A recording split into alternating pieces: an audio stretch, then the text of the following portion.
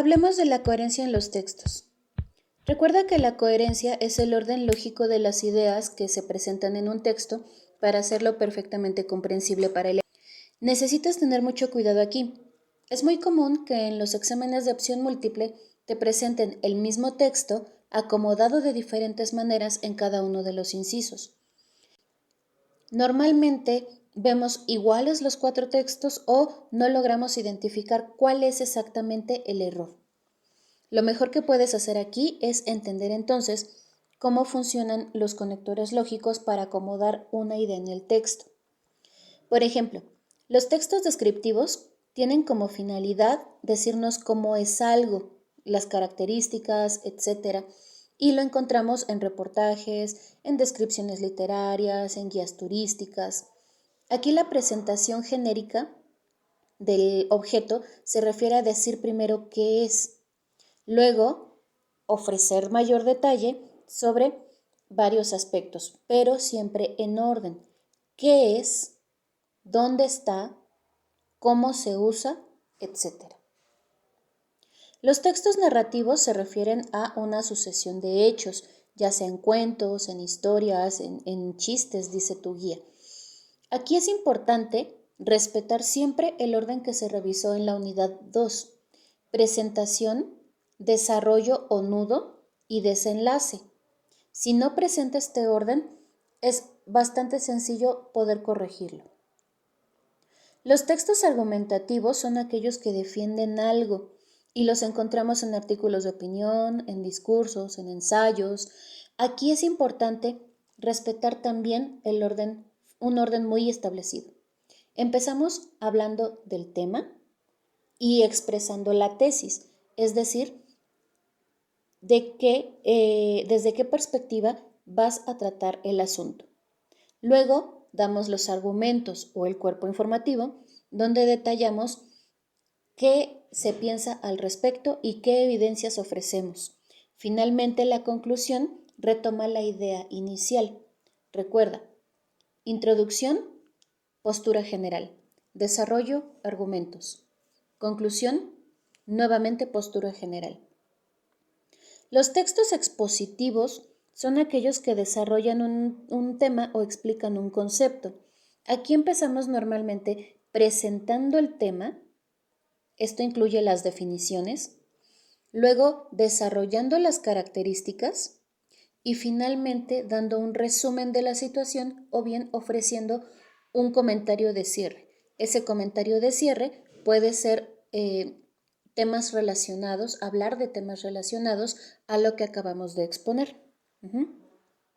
Con los textos dialogados no tendrás problema, ya que esos se utilizan más en literatura que propiamente en español. Los textos expositivos normalmente presentan el tema, es decir, damos los antecedentes y las definiciones.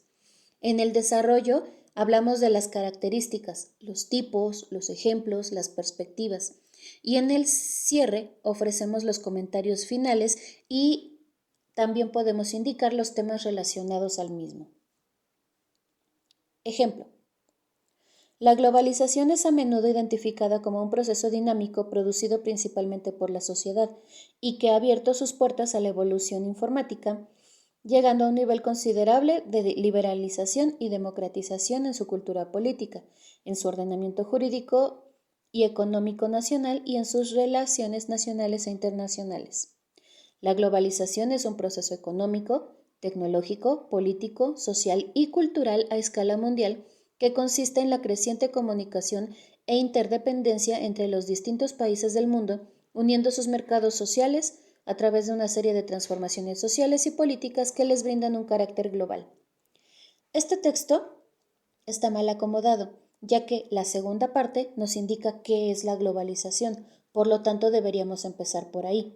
El orden correcto es primero indicar qué es la globalización, sus características, y en el segundo párrafo sus procesos, sus alcances y sus temas relacionados.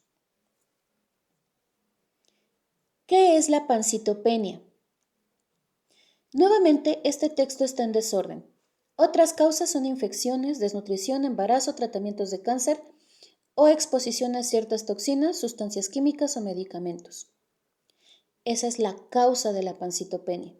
La pancitopenia es una afección por la cual el número de glóbulos rojos, blancos y plaquetas en la sangre es más bajo de lo normal. Aquí estamos hablando de la definición. Los signos y síntomas incluyen cansancio, debilidad, mareos, dificultad para respirar, latidos cardíacos acelerados, fiebre, palidez, manchas moradas o rojas en la piel, erupción, tendencia a formar moretones y sangrado anormal.